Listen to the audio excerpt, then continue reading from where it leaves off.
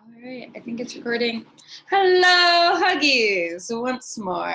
Okay, so this is going to be my first go at Zoom. I'm recording this. I'm going to post the PowerPoint that is going to be shown in this video on Google Classroom, so you can access it there to take notes from it. I highly recommend taking notes from the PowerPoint / this presentation versus just printing out the slides if that's an option you have, because when it comes to the exam, open notes are great if they're organized, for one thing, and the second thing, I mean, if you print it out, you're most likely not going to read it all because you won't. Why would you? And the process of writing it down is going to help you learn the material. The more ways you go over something, the more ways you review it, the better you'll be able to remember it. If you're just kind of blindly copying, then it's more mechanical than anything else.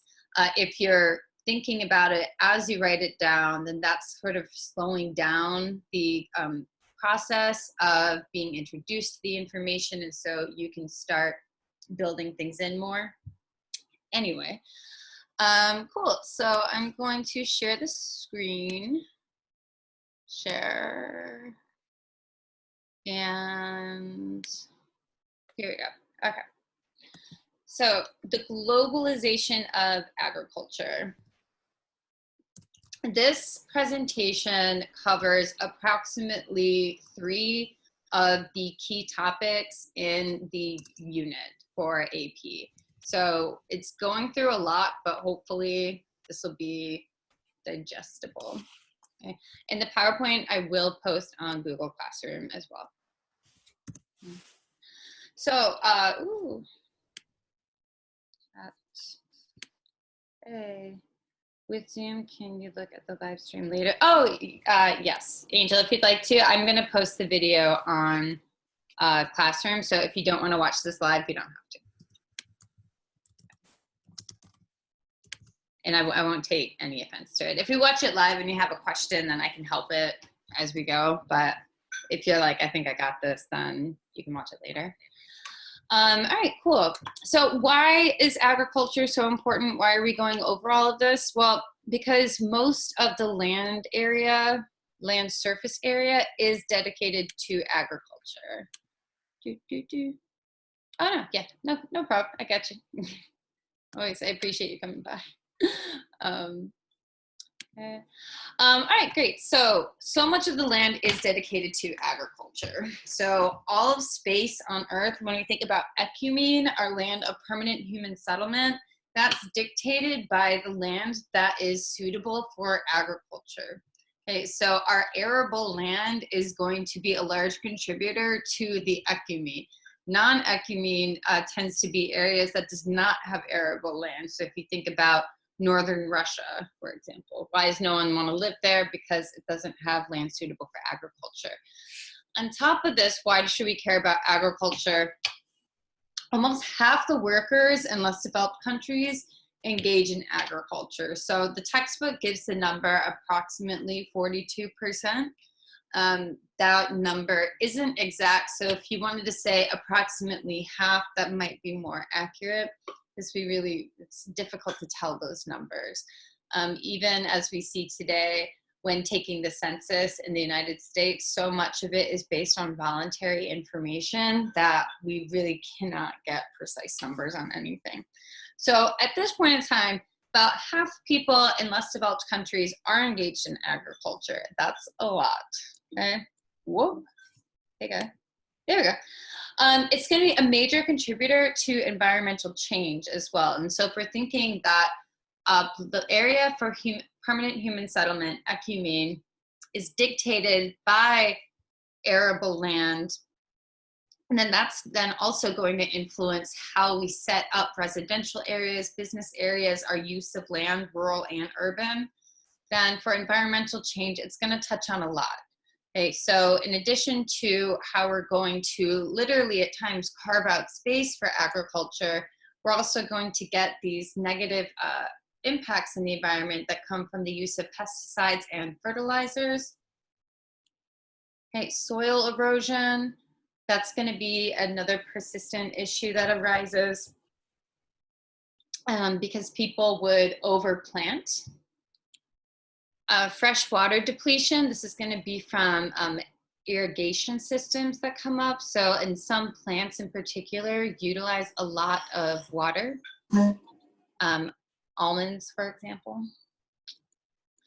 Damming of rivers for irrigation, that's not necessarily a negative right there, but that is something that is going to alter the landscape. The most famous is Hoover Dam that we have. And then we've got deforestation. So deforestation is a major issue with shifting cultivation.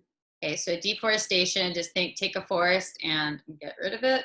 So agriculture, it's not just essential because of how much space it takes up and how it dictates how we approach space, but it's also really touching on this essential idea of how do we engage with the environment around us, human environment interaction. How is it that our culture, our values, the things that we care about, the things that we value, how is that going to physically influence the landscape?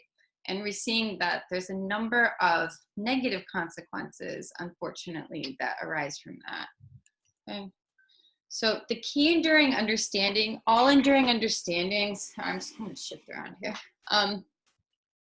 All of the enduring understandings here come straight from the AP curriculum. So that is how I am approaching it. If the AP curriculum says it, I just put it in there point blank for you. Right. So enduring understanding, agriculture has changed over time because of cultural diffusion and advances in technology. So that is the key thing. If you take away anything from this presentation, you want to know that enduring understanding. Okay. Agriculture has changed because of cultural diffusion and advances in technology. So how are other people learning about these different products, these different techniques, and how is the technology changing the form of agriculture? So that is the key thing that we're going to see throughout. And just for clarification on the image that you see there, that is an illustration of a terraced landscape, and it's growing rice. So, and I know it's rice because when I see those little sprouts coming up, that's going to be a rice plant. Rice plants need lots of water, and so that's why you're going to have the terraced landscape so it can capture as much water as possible. Okay, so this presentation is going to go over 3 key topics: the origins of agriculture, the second agricultural revolution, and the green revolution. The green revolution is not doing anything friendly for the environment, ironically enough. The green revolution is all about using pesticides and fertilizers. God bless. What does this button do? Oh, okay. Cool. So agricultural origins and diffusion. Great. Let's start there. Hey, buddy. So these are agricultural origins and diffusions. So maybe I'll skim it down. Great. Are going to back up. Sorry, Hutch. So for this, we want to identify major centers of domestication of plants and animals. That's referring to the herds, the origins, aka the herds, and explain how plants and animals diffused globally. Okay. So those are the essential learning objectives that come with this. Okay, so with this, will there be an effort, looking at those objectives, will they have a specific FRQ just about this topic? No, but they might reference it in a different one. Okay, all right, cool. So moving on to the next one. So this is our first knowledge. Early herds of domestication of plants and animals arose in the Fertile Crescent and several other regions. So the Fertile Crescent is this area right here. I hope that you can see the mouse. It's referring to that area right there. Okay, in other areas of the world, including the Indus River Valley, that's going to be over here. Indus, always think India. Okay, Southeast Asia, that will be, luckily it's very clearly labeled there. And Central America, this guy over there. So Hertz of domestication, this is just going to be where did agriculture originate? Okay, and the ones for our purposes here that I would care about is just the names of the primary locations that this map says. So if someone says, where was the Hertz, where was the Hertz, then we're going to go to the next slide and you'll see.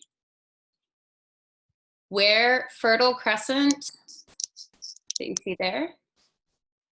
Indus River Valley, remember India, Ethiopian Highlands, Andes Mountains, that's Peru. So shout out to, whatchamacallit, Enberg's new group, if you know about the Inca. Mexico, Central America. Okay, and so this is when it happened. The Neolithic era, you can remember that. Do not worry about those years. Okay, just know that the first agricultural revolution happened a long, long time ago. Right, so if you don't remember years and Neolithic sounds rough, it was a long time ago. It's the beginning of agriculture. Before the first agricultural revolution, we were hunters and gatherers. So there you go. Yikes, something weird happened in my teacup. All right, cool. And so what was it? You're basically going from people hunting and gathering to people kind of slowly through the process of elimination and human error, discovering that if you drop a seed in the ground, then it's going to grow into a plant, that seed isn't going to grow in every soil that we have. So it's kind of through that we're going to see it, that there's certain animals that you can make more tame or domesticate, and they'll show a severe amount of loyalty to you. Irrigation, this is basically what it looks like. Irrigation is any type of way that you water the land. It's a system for watering the land. And so this is a modern irrigation system. But that's what you want to think when you think irrigation. That's what the kind of an image you want to get in your head. And this is a modern organic farm. Okay. Plowing, that's actually an artifact from the Metropolitan Museum of Art. That's from Egyptian culture. So we really are thousands of years ago. Plowing, that's going to be our use of animals.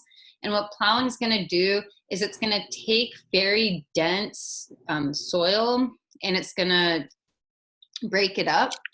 So it's a lot easier to plant seeds. So if you were to go out to any yard or field right now, so if you tried to just kind of randomly start planting something in Grant Park, the soil might not just kind of give in right away for planting. But if you plowed it up, then it would be good. Okay, a lot of land in the United States at first people didn't live in.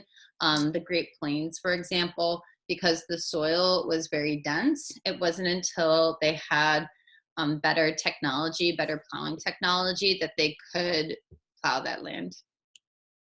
Okay, and then this is another example of terracing. So with that terrace, you just want to get that kind of idea of sort of steps, like a step pyramid, or just like kind of different layers carved in. Okay. I just think that picture's pretty too. Makes me want to think of a little sunset. All right. Ooh. Yep. I don't know what to do here. What? Show thumbnails. Nope. Ooh. Lord. Okay, cool. So Carl Sawyer, he's someone that we want to know. Why? Because he is a huge critic of environmental determinism. He's a huge critic of environmental determinism.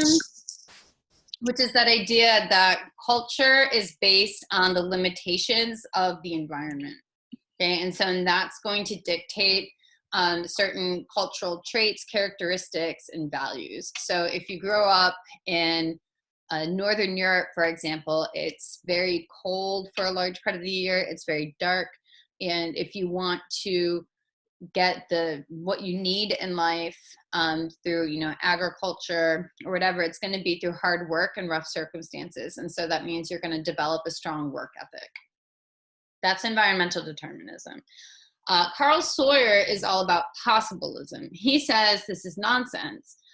He says that with possibilism, we're really focusing on how people adapted the landscape to make it work. So Carl Sawyer is going to say, look at terracing. Okay, this is a perfect example of possibilism, where the environment didn't dictate what people could do. The environment was more of a springboard for innovation for people to make the land work. Okay? And so he's the one that comes up with this idea for the different agricultural hearths. So while some people might say that there's just one center of civilization where everything came from, Carl Sawyer is going to be pointing more to the different agricultural hearths throughout the world. Okay, and so he wanted to map the origins of a vegetative planting and seed agriculture. So vegetative planting, I just think of a vegetable. And so I think about something like a potato. A potato, if you have nasty potatoes, like the ones at my mom's house right now, that are sprouting eyes, you can use that to plant a new potato. Okay. Versus a seed agriculture, where if you cut an apple in half, it's got seeds in it, and then you can take that seed and then you plant it. Or an avocado, where you can maybe like try to grow your own avocado. Okay. So how did this stuff diffuse? Ooh, Brian's there. How did this stuff diffuse?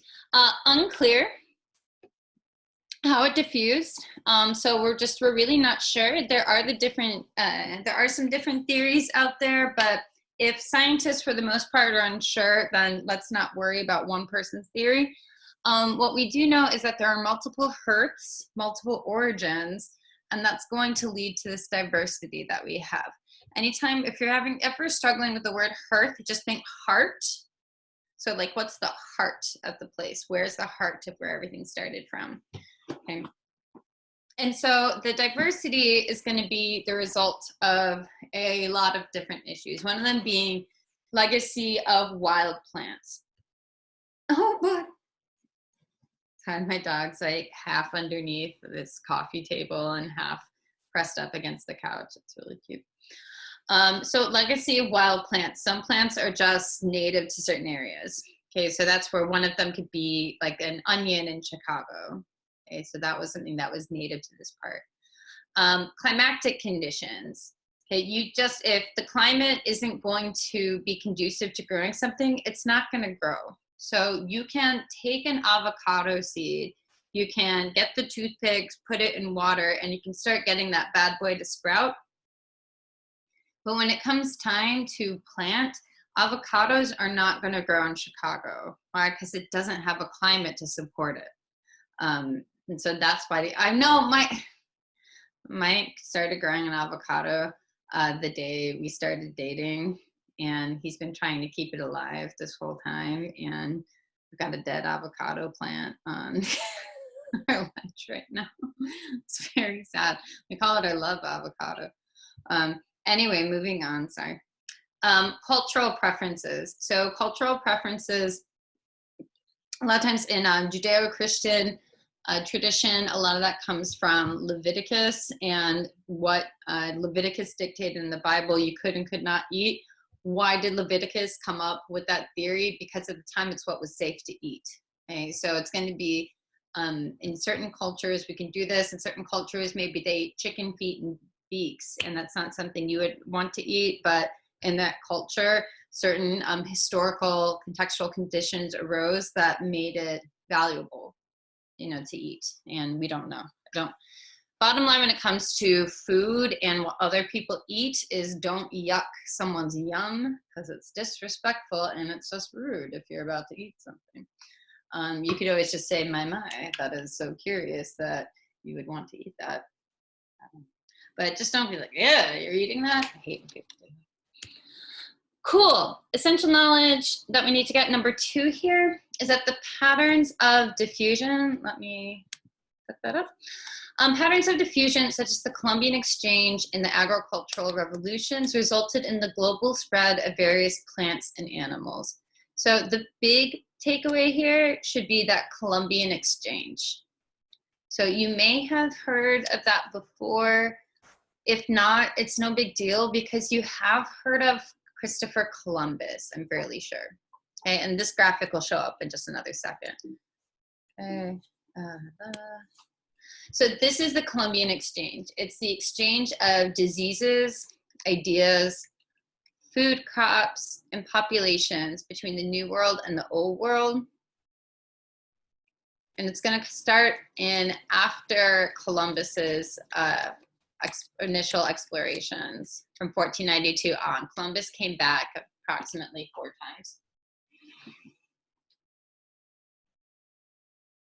And so this Columbian Exchange, it's named after him, but sorry. My butt is that I don't like Columbus, but that's it. I don't like Columbus. But that's it. That's something for a different history class. He's a bad guy. All right. But anyway, but Columbus, like him or hate him, it's okay to hate him because no matter what, we're still here today. It's kind of like having like a really terrible racist, you know, like great grandfather. You know, you have no control over it, but he's the reason why you're here today. And that's what the story is with Columbus. So if it weren't for him and his voyages to the New World, as they called it, we wouldn't be here today. And with that, this is where we get through relocation diffusion, the trade, transfer, global diffusion of different crops, goods, ideas, and importantly as well, diseases. So here's that graphic again. So big things that we're seeing going from the Americas to Europe, Africa, and Asia are going to be a lot of staple crops that we all rely on. Corn is over to the far right. That one is an essential. Corn is native to Central America, down here. Okay, corn, tomatoes, potatoes, peanuts, turkeys. That's going to be one of the few animals that we eat that is native to the Americas. Also makes sense in a way because that's what we think of eating at Thanksgiving. Tobacco, pumpkins, squash, sweet potatoes. All those guys are going to be incredibly important. And then what are some things that we get from Europe? The big ones that we're looking at here are related. Okay, so grains are important. We all like coffee. Like, I don't want to downplay all of that. But the big ones are related because it's livestock and disease. So as we are learning now with coronavirus, and what you might have learned from Contagion, is that a number of diseases evolve from animal and human interaction. Okay, so what happens with a lot of these diseases we see over here is that they evolved from the livestock over here. The most famous example being smallpox. That evolved from pigs. So what happens is initially, when it comes to diseases, if my dog has the flu, I'm not going to catch the flu. Okay? But with some diseases, it hits a point where a transfer can happen. And when that transfer does happen, it's usually because of the very close proximity to these animals. Remember that farmers were living very close to them. That's how the diseases are going to evolve. coronavirus is something that people are really struggling with right now, especially throughout the world, because it evolved from animals at this wet market that we don't have lots of interaction with. So our body doesn't have any of the antibodies or familiarity with the disease itself to attack it. That's the same thing that happened with smallpox and all these other diseases that first hit the Americas. By the time the Europeans came to the Americas in the 1600s, about approximately 90% of the Native American population had already been decimated. So this is going to be incredibly important. And the section on guns, germs, and steel on that is pretty good. I can post that if you'd be interested. But here we have the transfer of New World goods. These are things we got from the Old World. So all of them are important. It's just the big ones that are going to come here is the animals. Horses, cattle, and hogs from the Old World, and chickens. That's probably going to be the most important things over here. Goats, downtown. Okay, and corn and potatoes are two of the most important ones over here. Okay, and these animals are especially important because if you look at how much land area in the United States when it comes to farming is dedicated to either space for ranching, space for dairy, or a space for mixed crop and livestock farming, it 100% changed the landscape forever. All right, so the rest of this kind of flies. I don't know, maybe I'll just get quieter. All right, so advances and impact of the second agricultural revolution. So the first agricultural revolution, remember, that's just the introduction of agriculture, period. Intro of agriculture. Okay, and then the second agricultural revolution is when we're going to introduce technology to it. You okay, bro? Yeah, you learning a lot over there. He's like, absolutely not. He's trying to find his headphone. So with the second agricultural revolution, key thing we need to know, according to the College Board, is that new technology and increased food production in the second agricultural revolution led to better diets, longer life expectancies, more people available for work in factories. Okay, so first agricultural revolution, we have the introduction of agriculture. Second agricultural revolution, we have the introduction of machines. Okay, so technology is a tricky word, but let's just think machines in general. Okay, and that's an example in the background. So here are the essentials. When did it start? About the 1700s. Okay, and then it's going to go through the 1900s. This is the same time that the Industrial Revolution is happening. Okay, so, and the Industrial Revolution is defined in your textbook too, if you want a recap of that. There's also a bunch of YouTube videos. Western Europe is primarily where this is all happening. And what it's going to involve is development of hybrids. That's going to be like, if we can think of your biology where you can create a hybrid, commonly they would do that in the New World with corn, where you take, different crops and saying like, well, this crop was very successful. This crop, we didn't get as high a yield, but it was very resistant to animals and insects. Then you would kind of crossbreed those, and that's how you would create your hybrid. Okay, I'm thinking of a little clementine. Artificial chemical fertilizers, so that could be using things like trying to make nitrogen, use nitrogen like that. And really we want to get into mechanization. So as people are trying to invent better forms of transportation, they're using that same technology to create better farm technology.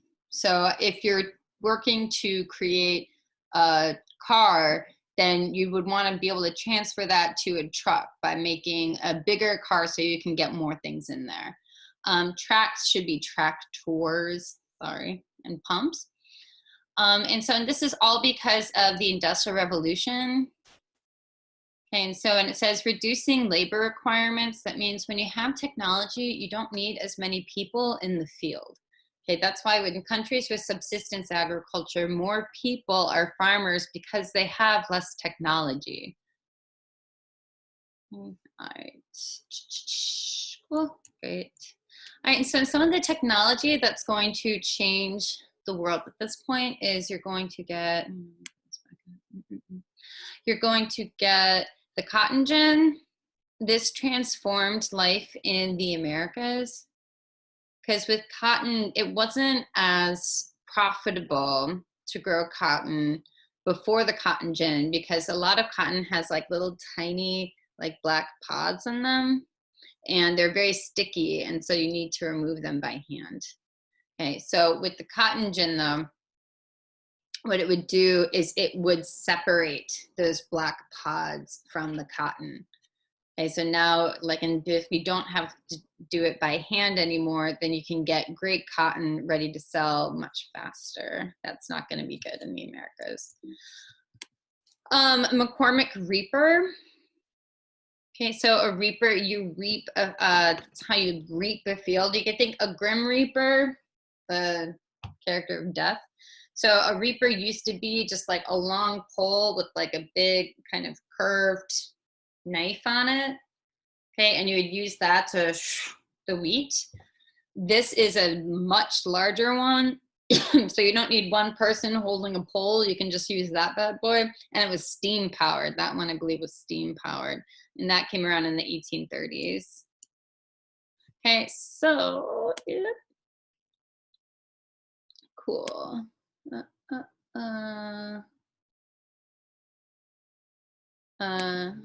Ooh, sorry, I went back. I'm just trying to, I don't know what I'm doing. I'm sorry, y'all. All right, so demographic impact. So technological innovations of the second agricultural revolution increased food production. Biggest impact that we're getting here is that with more food, you're gonna have more people. Okay, so with more food, you're gonna have more people, right? The other thing that you can get from this too is that with more, with technology taking over in farms where you don't need as many people, then those people need to work somehow. And if they can't work in the field, then they're gonna find other jobs. Most other jobs are gonna be located in the city. Okay? So first thing that we're getting is we get more people. That's a big thing. So this is our demographic transition right here. Blue is the death rate. Red is the birth rate. Okay, and this is population growth. So here we see the death rate starts to go down, and as soon as the death rate starts to go down, and we see that go up a little, then the population skyrockets. Why does it move up so quickly? Because if people aren't dying, then that means that they're surviving infancy more. And so then the population is very quickly going to grow. Fewer babies dying, then the population will increase very rapidly. They call this S-curve growth. I wouldn't worry about what that means other than just calling it S-curve growth. Rapid growth is S-curve growth. If you are a whiz at math, then I salute you. That's not me. But it's referring to an S-curve. My guess is because it's an exponential increase, but you guys 1000% know better than I do. So there you go. So here we go, moving for the social impact. So like I said, when you don't need as many people in the fields farming, then it's not just because they want to explore their life options, they need to work. Okay, so if you need to find work, then you're going to go where the job opportunities are.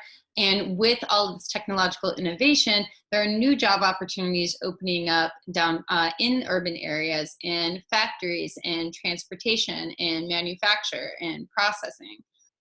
So the urban population increases significantly. In 50 years, it goes from 15% to 40%. Okay. And that's wild. And so in here, we're seeing it in this map. We're looking at it in terms of the United States. So this is the total land in a given area. And so and this is looking at Chicago or Illinois, for example. So in 1890, if we're looking at the population split here, we have, it's pretty even, relatively even between rural and urban areas.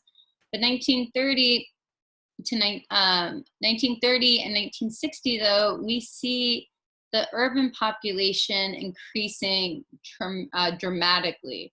Same here in New York.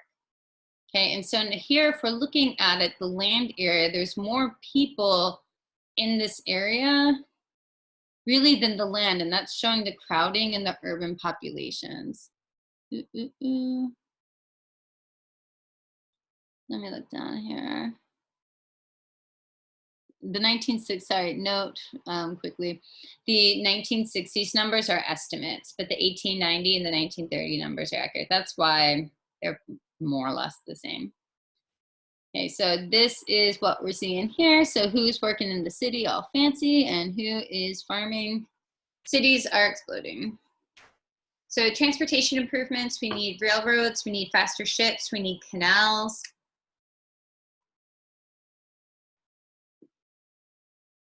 Why? Because we have to move all these things around. Railroads are going to be one of the earliest ones, and that's why if you think about the Monopoly game, why is it that one of the oldest games that we have in order to make lots of money involves so many railroads? Because without the railroad, you can't send your product to another place very quickly, and you can't make any money. A bunch of corn isn't any good unless you can make money off of it. With more money, economic systems become more complex. So think about it for yourself when you're younger. If you were like me, I had a Darth Vader piggy bank. The older I get, then the more complicated it gets. Maybe you go from having a piggy bank to the wallet to you open your first bank account to you get a debit card, you get a Venmo, till eventually you get a bunch of credit cards just because more money, more problems. Okay, and then this is also going to lead to a good old-fashioned uneven development. Some people are going to get very wealthy and some people are not. How does this all begin? A lot of times it begins with luck. Okay, where someone has a very good crop. 1 year, a very good crop yield, then they're just the winners there. You know, but that goes back to the beginning of time. Okay, so then now we're getting into the present with the Green Revolution. Okay, and the Green Revolution is something that we're going to lean on a little bit more. So the Green Revolution, like I said, it's not doing anything good for the environment. The Green Revolution is not something positive for the environment. The Green Revolution is going to be characterized by the use of high yield seeds, increased use of chemicals, and mechanized farming. So what's a high yield seed? A high yield seed means that from one seed, you're going to get a lot of plants out of it, or you're going to, let's just think of it like food. You're going to get a lot more out of that seed. So if you have an apple seed and you plant that, you know, and it can become an apple tree, a high yield seed is going to be one where you know for sure that that tree is going to grow and that it's going to be strong and that the tree is going to produce lots of apples. And so these are essential. So some people say that this goes to the present. I'm almost done. Some people say that this guy goes through the present. Some people say that we have a third agricultural revolution and a fourth agricultural revolution. The AP people stop after the Green Revolution, so you know what else there. But I did post a video that does the third and the fourth. Okay, and so where is this happening? Everywhere. It's happening in less developed countries and more developed countries. Okay, but just like everything, it's going to benefit the people who can afford the technology. Okay, so the Green Revolution really began because of concerns with overpopulation. People were panicked that it was going to go full Malthus in the 1960s, and that there's going to be a population bomb where all these people in India were going to be starving to death. Okay, so what happens, they try to come up with a solution to it, and the solution is this technology which is going to ensure that you can get more out of the land, out of your seeds. So you get those high yields. And in India, the big one was this miracle wheat seed. So this chart is showing you why they would have called it this miracle seed, because here we have the time prior to the Green Revolution. Okay, and pulses, don't worry what pulses are, but think of it as a control. So we're comparing how pulses are, the production of pulses versus wheat, which is something where we had that miracle seed. And wheat just, it goes crazy. Okay, so why is it that the FDA says that we should be eating bread all the time? Because they want you to get rid of all that wheat. Okay, and so I'm gonna play this. Maybe, will it work? Let's see.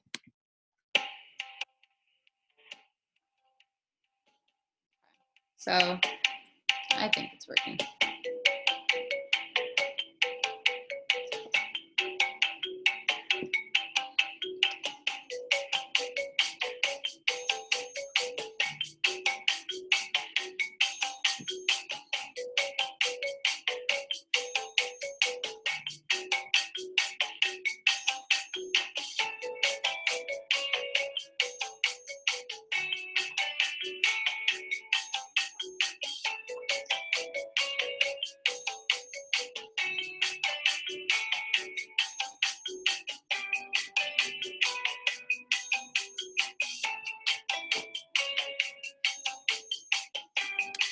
And I'll stop it there because you can, this is in the PowerPoint. You can watch the whole thing on your own time. But this is an important note that if you can't produce enough food, then you need to import it. Okay, in some areas they can't, just don't have arable land. They don't have a large amount of arable land. So countries like Japan, very developed country, one of the leading countries in the world, you know, economically, politically, but when it comes to food, for a long time, they're very dependent on trade relationships. Okay, and so politically, when we get into political geography, that's going to cause some issues with that. If you're dependent on imports to feed the people of your country, it's most likely going to lead to some kind of a international crisis or a civil crisis, which we'll see in political geography. Okay, ooh, no. All right, and so this is another example of how you can see the growth yield rates of major crops just exponentially changing. Like this is bananas. So look at wheat, 663 kilograms per hectare to 2003, it's 2,680. Okay, and then maize, remember that's corn, that goes from 547 to 2030. Okay, if you don't know what all these are, don't worry about it. Think of maize, corn, wheat, rice. Okay, great. All right, and so then the second thing we need to know, so that is kind of the plus side of the Green Revolution. We're getting this kind of new technology, this genetic modification, you know, and use of chemical technology to improve crop yields, okay? But now this is going to have positive and negative consequences for human populations and the environment. And the big one that we see about this often is GMOs, but there's a lot of, in my opinion, more pressing concerns, but there's a lot that gets packed into that, okay? So what is a GMO? It's a genetically modified organism. Okay, and then I would just kind of take some time to look over this graphic because I think it's pretty interesting. So a genetically modified organism is going to be direct human manipulation of an organism's DNA. And this definition here elaborates to say in a laboratory environment. Okay, but technically a genetically modified organism, it doesn't have to be done in a lab. So when we were talking about the hybridization of seeds, plants, and animals, that is genetic modification. It's not done in the lab, but it's still genetic modification. So what we have here is some gray area, which then lets some people say that we have some corn that is GMO free. No corn is free of genetic modification, but the question of whether or not it was done in a lab is a different issue. Okay, so now if we're looking at this, GMO foods have only existed in grocery stores since the late 90s. Most food at grocery stores, most packaged foods, has GMOs in it unless it has a label that says it's GMO free. The guidelines are very iffy though when it comes to that. Mike, do you have anything to say about that? GMO labeling?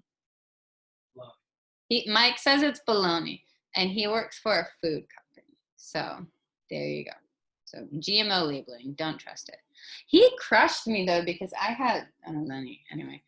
I'll tell you the story about mac and cheese some other day, but seriously, it's like you buy mac and cheese, you're like, I'm gonna be good about this. It's gonna be organic, it's gonna be GMO free, and then you overhear a conversation with a bunch of corporate executives saying that you fell for a bunch of malarkey.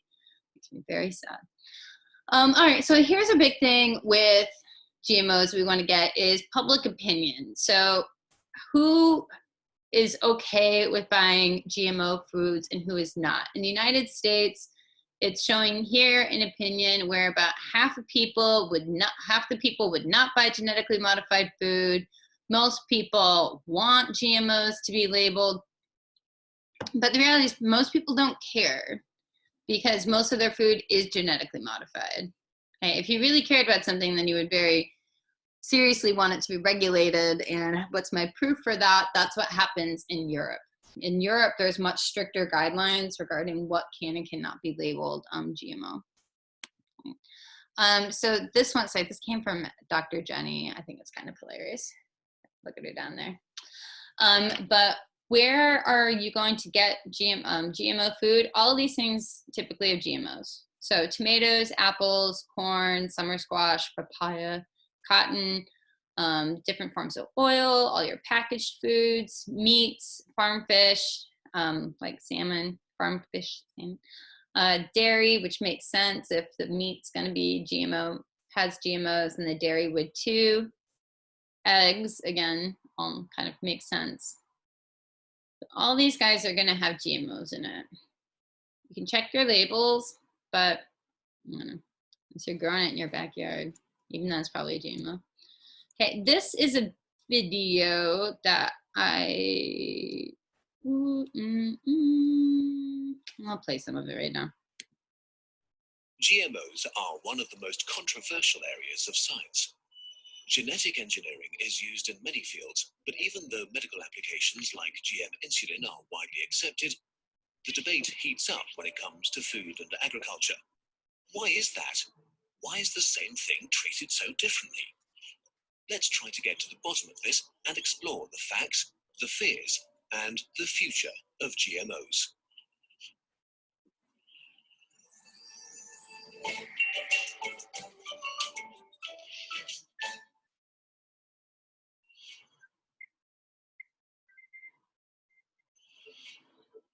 Humans have been genetically modifying plants and animals for thousands of years. Maybe a few of your crops had very good yields. Maybe one of your wolves was especially loyal. So you did the smart thing and bred the plants and animals that had traits beneficial to you. Okay, so this is, as you see, this is going back from the origins of genetic modification, which you'll see dating as far back as the first agricultural revolution to when we start to see it more in a lab. Okay, and then some of the ethical issues that arise from genetic modification, stop it there. Some of these issues that are arising from it, it's not so much always because of purely altruistic or environmental concerns. Sometimes it's more just economic because it's going to make competition much more difficult. So unless you can afford the technology for those high yield seeds and the fertilizers and the pesticides, then you're not going to have as successful a crop. You might not have as attractive a crop as someone who does. There's a whole movement of people trying to eat ugly foods, and there's even food deliveries for that. If you don't believe that people don't like to eat ugly foods, baby carrots are normal carrots that are just whittled down to look small. So that's a true story. But there you go. So that is going to take you over the history of all the different revolutions there. Okay. So with this information, the next step that we're going to go to is, the next step from here is focusing more on genetically modified organisms, and then we're going to look at some global food trade. Okay, so all of this falls within 9-4, but I'd say the focus, if you didn't already get this down, which if you have been with me, you have, hopefully you did, get those notes down, and then tomorrow I'll go over more genetically modified organisms. The key thing to do, if you want to read more about it, is in your textbook on one of the pages, and all the textbook pages are posted if you haven't seen. But is in the textbook if you just want to give a good once over to the GMO chart there. And that's basically everything you need to know. Okay, and those are the arguments for yes, it should be labeled, no, it should not be labeled. Okay, other than that, I will post more videos that hopefully will be helpful. And I hope that you all are doing great, and I miss you, and I hope that, yeah, I hope you're doing well. Okay, but that's it. Thank you for bearing with me. I appreciate all of you. Have a wonderful day, and that's it. Okay, I'm gonna stop video. Okay.